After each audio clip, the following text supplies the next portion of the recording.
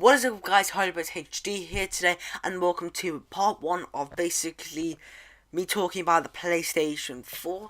I'm not going to put like part 1, part 2, part 3 and like the video titles, but basically in each video, one video like today, I'm going to be talking about the new controller and how much it's improved from its predecessors. In the next video, I'm going to be talking about the new PlayStation 4 features. And in the next game and the next episode, I will be talking about the games for the PlayStation 4, including indie titles and AAA titles, including exclusives as well. Just hit my mic then. Yeah. So let's begin with the Dualshock 4, and straight away off the bat, I have to say the Dualshock 4 is vastly improved from the Dualshock 3. It is amazing. It really is. And till this day, I have not tried out the Xbox One controller yet, so I cannot be saying that it's better than the Xbox One controller. Yeah. This is the best gamepad, controller, whatever you want to call it, I've ever used. Hands down. Better than the 360s, easily. It's better than the DualShock 3. It's better than any other thing I've ever used. And the grip, everything about it is amazing. So let's get into some detail now. Now, the back of the controller, it has this new type of texture, which really does grip onto your hand. I find it doesn't start like... I know some people, this is really weird, but they sweat and it goes on their hands and the controllers get slippery. And for people like them, that's really weird why they would sweat. But it doesn't get sticky anymore. It's not a glossy finish like the DualShock 3 had. It's a matte finish with like these little dots in it, which really make you have a good grip. Anyway, there's nothing really else on the back of the controller, and yeah, so let's move on to the main parts of the controller. Now let's start with the stuff which has already been on the DualShock 3, but which has been vastly improved. The triggers are so good now. They are so much better than the DualShock 3 triggers. It is unbelievable, guys. It really is.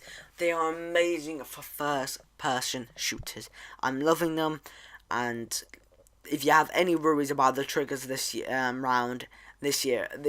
console generation round, don't have any worries. They are really good. The analog sticks have really improved a lot, and to be honest, I really like the analog sticks and on the DualShock 3, and a lot of people did like the analog sticks. It already had a great grip, but I just find that with the DualShock 4 controller, it has even more grip. My thumbs don't leave the analogs anymore. They just don't really slip off or something like that.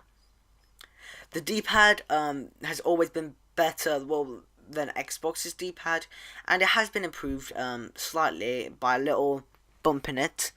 And I think I can say this for the Xbox, that the new D-pad on the Xbox One controller is apparently much improved, like a proper D-pad, people have said, because the Xbox 360 D-pad was not good at all.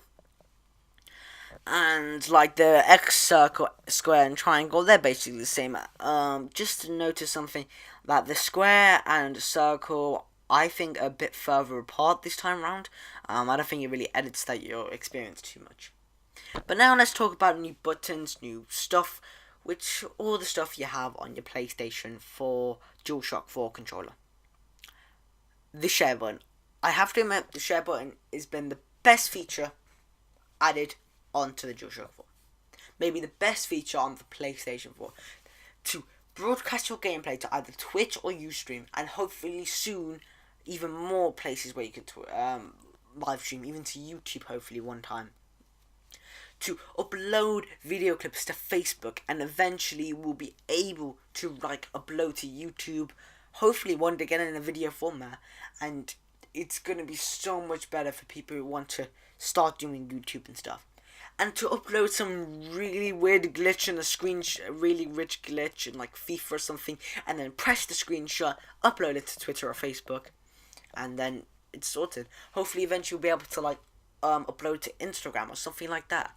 They certainly have said they're going to be adding more things you'll be able to upload your stuff to. Yeah, so now let's go on to the touchpad. Now the touchpad I haven't really used too much. I know it has some features with Battlefield where you have to swipe up and stuff like that, and I know it has it's basically the select button on Call of Duty when you have to see the whole team leaderboards. The options button I don't like. The reason I don't like it is because I'm a big fan of. Oh, I've just knocked my mic again. Of the start button. Now, the start button is basically. It's been since PlayStation 1, and I've loved it. And for them to get rid of the start button, and to change it to options, I don't like. But if I don't mind them like having it in a different shape, just calling it start. But they obviously wanted to change it. It hasn't really affected me too much, but I would have rather had it kept a start button. Also, now there's a mini speaker on the controller, and the only game I have heard this from is Resogun. Resogun is the only game I've heard with the person talking to you, basically through the controller.